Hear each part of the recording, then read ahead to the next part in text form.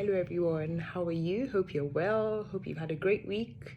We have approximately 2 weeks until Christmas, and 2 weeks until Christmas means approximately 3 weeks till the end of the year.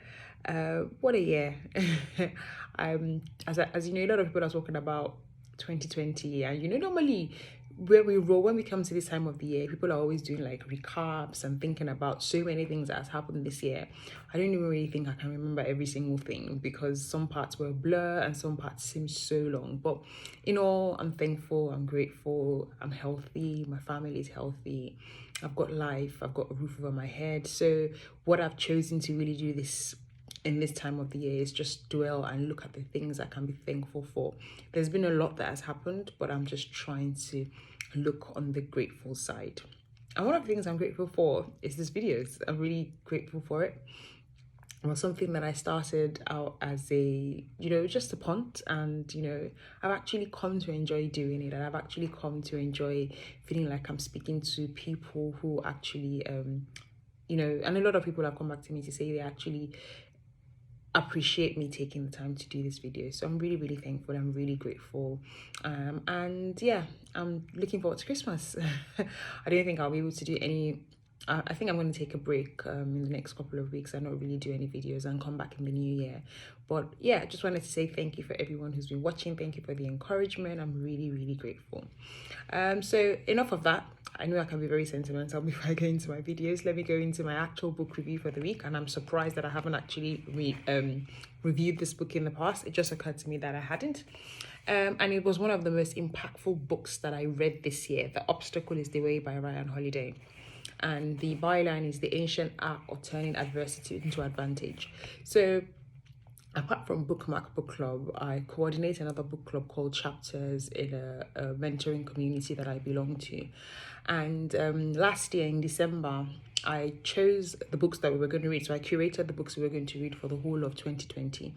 I remember in 2019, we had no idea that 2020 was going to be this way. We were all just really hopeful for a new decade, and everyone was really talking about 2020, a new decade. But I chose this book for it to be our book in April, so this was supposed to be our April book. And then the pandemic struck in March, and all of us were, thrown a bit off the kilter. I know personally that I got a lot of anxiety because it was like, oh my God, we're not going to work. We're in a pandemic. We're locked down. And I also have to homeschool my children, and I also have to do this. And, there's a lot going on, and we could get the virus and all of that. There was a lot of adversity. And personally, I'm a person of faith. I actually think that God wanted me personally, and also all of the women within that community, to have something that would allow us to not just wallow in all of the obstacles that we were facing. And this book was really, really that.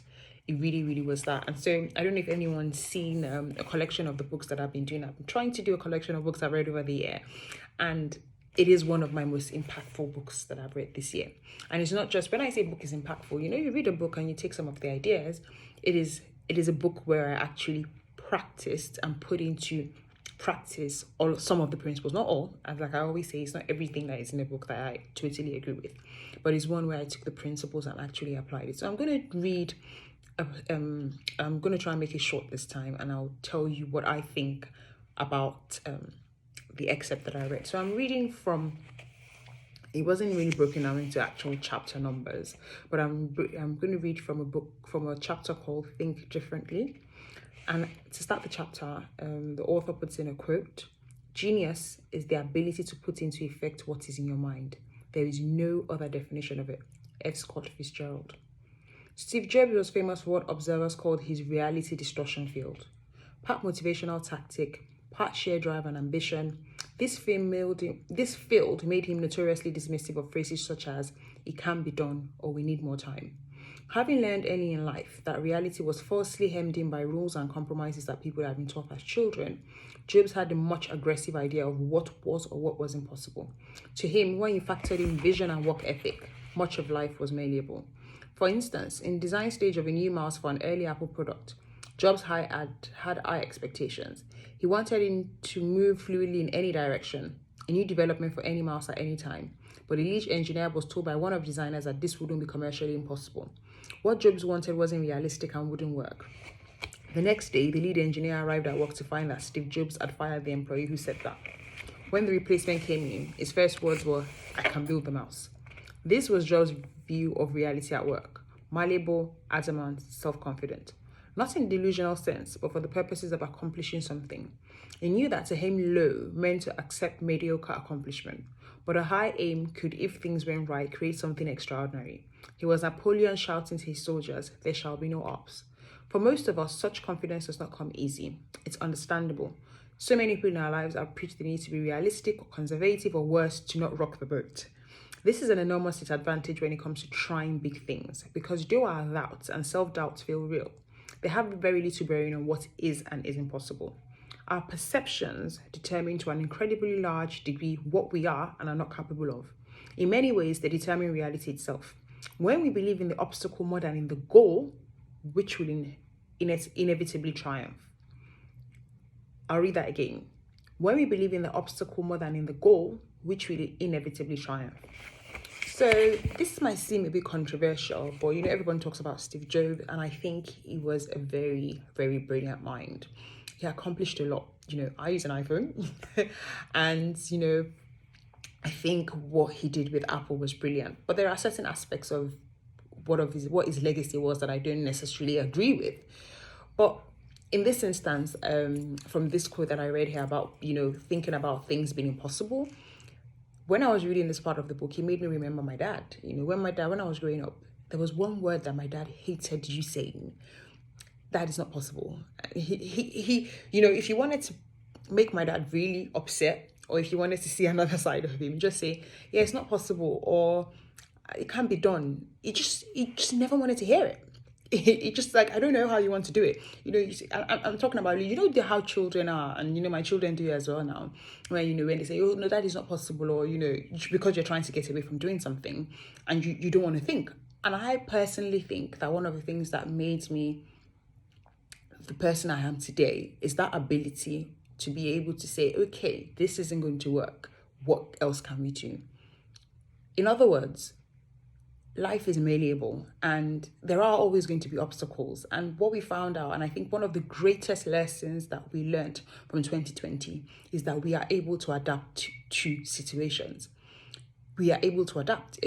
And when I think about it, I say this to a lot of people, that to put it in context, we were in a pandemic in 2020 where we have the internet, there were people in the pandemic in 1918 with no internet. Some places didn't even have electricity, and they survived. So in other words, what I'm saying and what I really took from that part of the book, and also what I learned from the book, is that if you put your mind to stuff, if you think more about what you're trying to achieve more than the obstacles that are in front of you, there is a higher possibility that you would actually meet those objectives, or you will meet those goals. Because if you make up your mind and know that there will be obstacles, I think sometimes one of the reasons why we get what's what I'm looking for here? Well, we get thrown off by the obstacles that will come our way, is that sometimes we kind of don't really think that the obstacles are going to be there. But if you make up our mind that yes, there are going to be obstacles, and it means that it's going to be slightly more difficult for me to be able to reach this thing, or for me to be able to do this thing, it allows us to then be able to say, okay, there are obstacles. How do I overcome those obstacles? There was a lot that was taught, a lot of principles. But for me personally, and from what I read, is that ability to be able to say, and you know what, there are some things that are going to be very difficult to do. There are some things that might be impossible. I don't know, let me say it's impossible, but I can't fly as in I can fly in a plane. But somebody someday thought that yes, human beings can be in the air. Human beings can be in the air, not necessarily them flying themselves like birds, but they could make something that could allow them fly in the air. So yes, there are things that are going to be more or less, I don't want to say impossible, but there are some things in the world that might not be possible, but there are edges of possibility around it. So that's what I want us to take away from this book, and also as we go into 2021. Because yes, 2021 is going to be a brilliant year. But for me, 2020 has taught me that I need to know that there are things that are not going to work out well in 2021. How am I going to deal with those obstacles? And I think that's the question we all need to ask ourselves. When we get into 2021, it's not going to be rosy all the time. There are going to be good times, there are going to be bad times. How are we going to be able to re-engineer ourselves so that when we reach those patches, we're not thrown off our guard?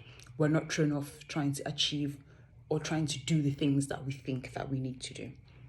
And so that's what I learned from The Obstacle Is Way by Ryan Holiday.